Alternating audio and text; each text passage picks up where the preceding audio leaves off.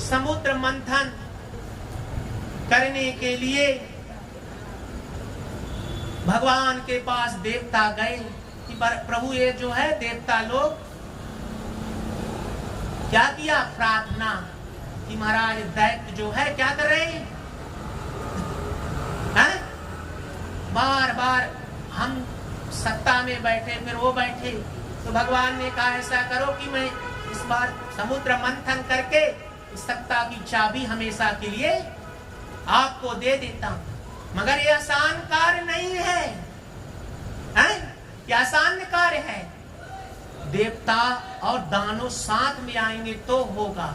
और उसके बाद महाराज समुद्र मंथन का कार्य करने के लिए जो मंदराचल पर्वत को क्या बनाया, मथानी, और वासुकी नाग को रस्सी बनाया।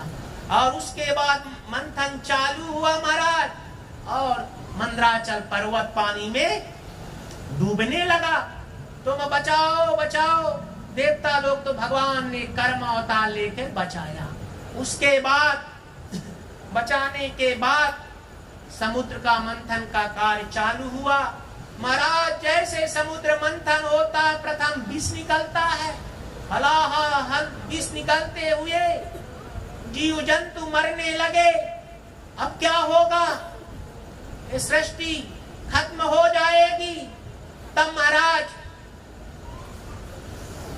देवताओं ने महाराज शिव से प्रार्थना की, प्रभु रक्षा करो रक्षा करो।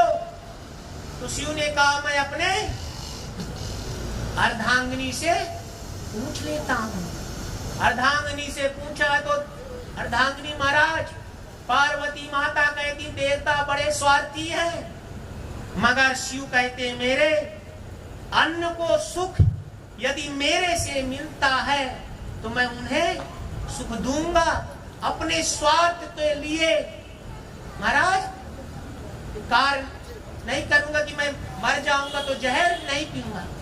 जो अपना स्वार्थ छोड़े दूसरे के स्वार्थ के लिए वह शिव है।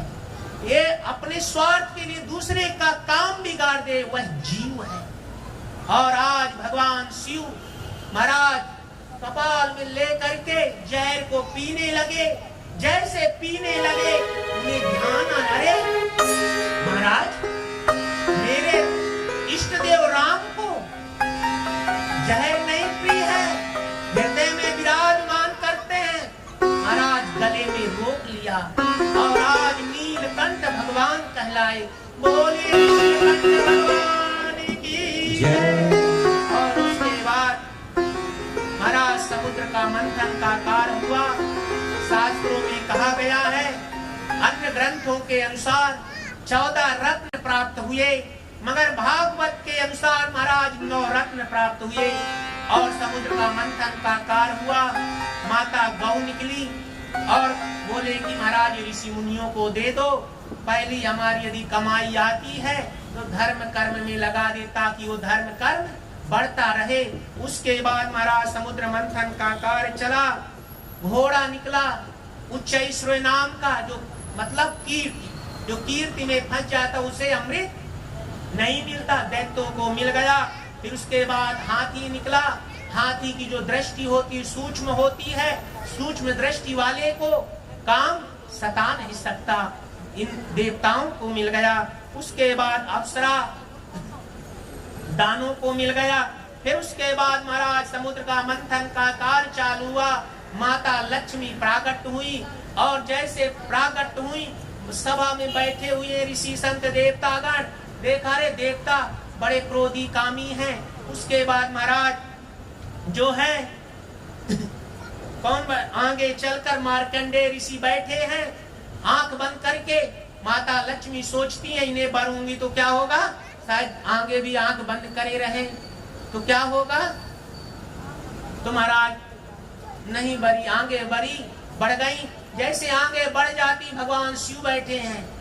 महाराज भेष तो भयानक मगर है कोमल, उनको भी नहीं बरा। आगे भगवान विष्णु बैठे थे, सर नीचे की ओर करके वरमाला डाला।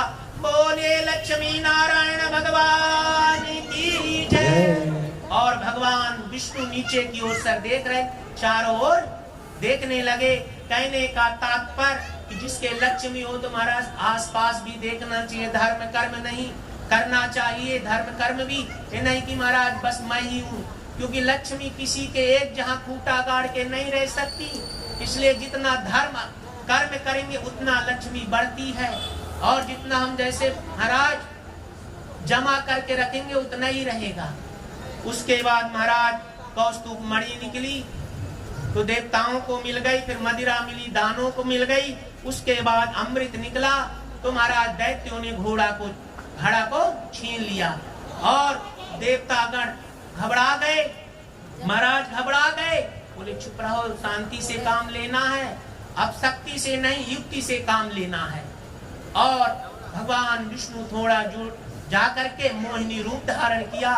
मोहिनी रूप धारण करने के बाद महाराज एक पुष्प को खिलते हुए सौंदर्यवती बन गए। और आए देवता भी देखे, मगर दानव देखकर पगला गए। बोले देवी तुम कहाँ से आई हो, कहाँ रहती हो? बोला मेरा कोई घर गांव नहीं है, जो मुझे प्रेम से पुकारता है उसी के घर जाती हूँ। और महाराज शुद्ध हो बैठे राक्षस दानव। बोले क्या हुआ, ये घड़े में क्या है? बोले अमृत। बोले अच्छा। बोले देवी हमारे घर चलोगी ना? बोले अवश्य चलूंगी।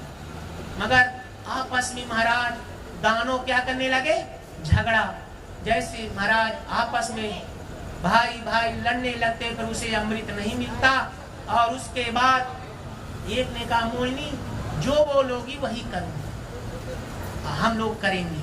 बोले ठीक है, देखो ये अमृत है ना, ऐसा करती हूँ मैं बांट देती हूँ। बोले ठीक है देवी।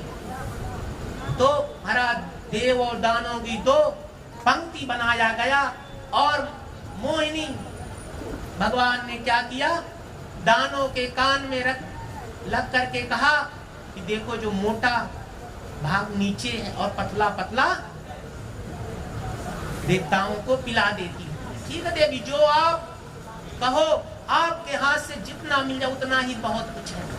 और उसके बाद भगवान मोहिनी ने अमृत सूर्य को दिया। सूर्य के बाद जैसे महाराज राहु बड़ा बदमाश था और सूर्य और चंद्र के आगे बीच में बैठ गया, और चंद्र को देना चाहिए तो राहु को दे दिया। जैसे सूर्य और चंद्र ने क्या कहा, प्रभु अनर्थ हो गया, अनर्थ हो गया। बोले क्या हुआ? बोले दैत्य राहु अमृत को पी लिया। बोले चिंता मत करो, अभी तक कितने ग्रह थे? 7, अब आज से 9 ग्रह होंगे। महाराज उसका सर अलग कर दिया। राहु और केतु 2 ग्रह बढ़ गए, छाया ग्रह है कुंडली की। उसके बाद महाराज देवताओं को अमृत खिलाया गया, दानों को मार के भगा दिया गया।